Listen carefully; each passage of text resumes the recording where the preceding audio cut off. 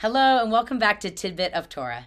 This week's Torah portion, Parshat Bo, comes from the book of Exodus, and we read about the final 3 plagues that were inflicted upon the Egyptians in order to help bring freedom to the Israelites: locusts, darkness, and death of the firstborn.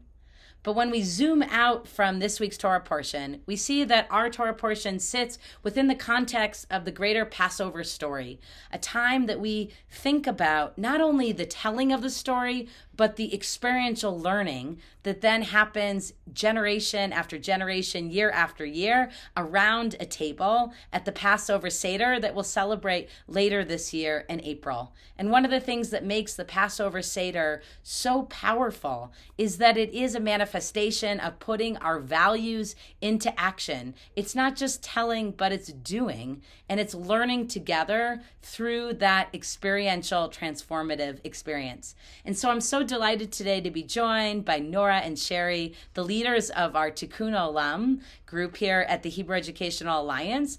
And I'm wondering if you can share a little bit about what it means for you to put values into action through Tikkun Olam, through repairing the world. Well, it's really it's looking into the face of the person who I'm trying to help.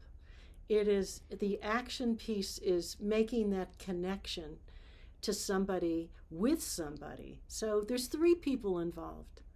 There's you, there's the person you're working with, and the person you're giving to.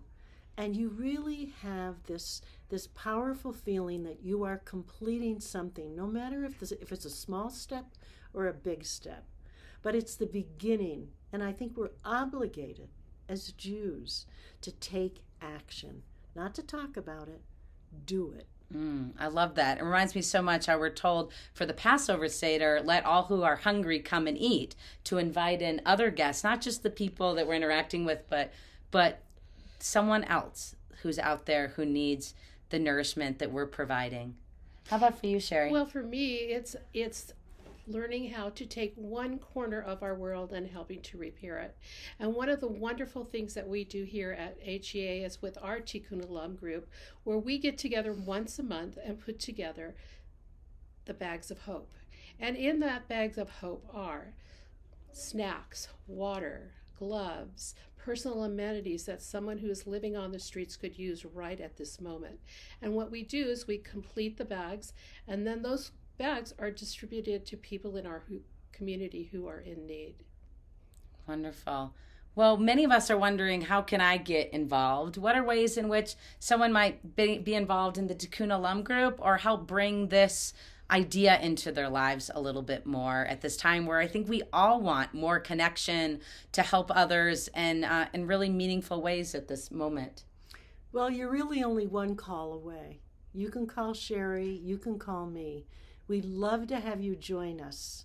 There are a lot of people who are interested in this. They're not sure what they can do. We'll help you, and we'd love to have you with us. Thanks, Nora. And one of the things we're going to be doing is, as you enter the shul, there is a big blue barrel, and it says Tikkun Olam on that. And there will be a list of things that you can bring and donate to help us fill the bags of hope.